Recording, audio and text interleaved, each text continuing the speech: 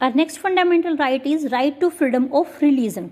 ये राइट कहता है कि हमें अपने रिलीजन को चूज करने की फ्रीडम है। हम अपने मर्जी से कोई भी रिलीजन को चूज कर सकते हैं, उसको फॉलो कर सकते हैं।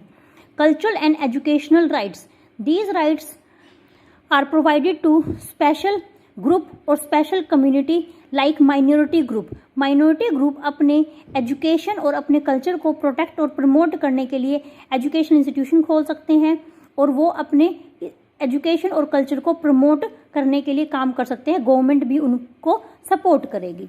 नेक्स्ट है राइट अगेंस्ट एक्सप्लोटेशन।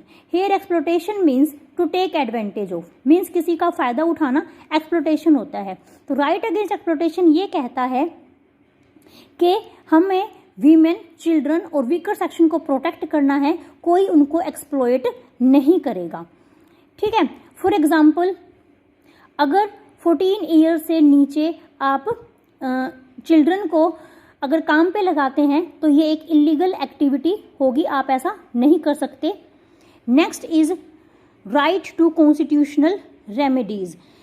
ये राइट कहता है कि अगर आपके राइट्स को कोई वोलेट करता है, अगर आपके कोई राइट्स को पूरा नहीं होने देता, तो आप उसके अगेंस्ट कोर्ट में अपील कर सकते हो। आप अपने जो भी प्रॉब्लम्स हैं आपको उसका सोल्यूशन मिलेगा। Next feature is secularism. Secularism means the state does not officially promote any single religion as the state religion. Secularism ये कहता है कि state means देश का कोई भी सिंगल रिलीजन नहीं है, स्टेट उसको ऑफिशियली प्रमोट नहीं करता और ये नहीं कहता कि हम इस धर्म को मानते हैं। हालांकि इंडिया में हिंदू रिलीजन के लोग ज़्यादा हैं, लेकिन हम ये नहीं कहते कि हम हिंदू राष्ट्र हैं। The constitution of India grants religious freedom to all the people and no discrimination is done on the basis of religion with any person. Constitution of India में ये कहा गया है कि हर पर्सन को रिलीजियस फ्रीडम है, कोई भी इंसान अपनी मर्जी से कोई भी रिलीजन को एडॉप्ट कर सकता है, कोई डिस्क्रिमिनेशन नहीं होगा। सेकुलरिज्म में जो स्टेट है वो रिलीजियस प्रैक्टिसेस से अपने आप को दूर रखता है। वो किसी भी धर्म को ये नहीं कहता कि ये धर्म अच्छा है और किसी भी धर्म को ये नहीं कहता कि धर्म बुरा है, सारे धर्म उसके लिए बराबर हैं। और next topic is fundamental duties.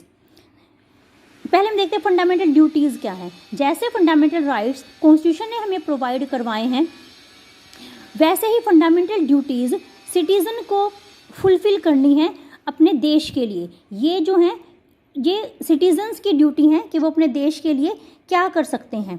These duties of a citizen were added to the constitution by 42th amendment act 1976।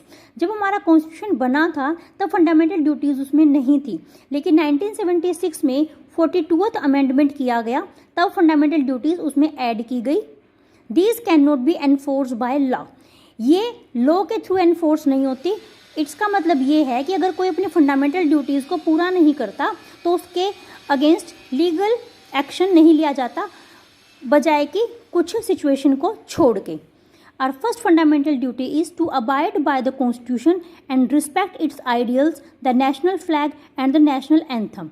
Fundamental duty हमें कॉन्स्टिट्यूशन ने प्रोवाइड करवाई हैं, हमें उसकी रिस्पेक्ट करनी चाहिए, हमें उसके आइडियल्स को फॉलो करना चाहिए, नेशनल फ्लैग और नेशनल एंथम की को रिस्पेक्ट करना चाहिए। To cherish and follow the noble ideals of the freedom struggle.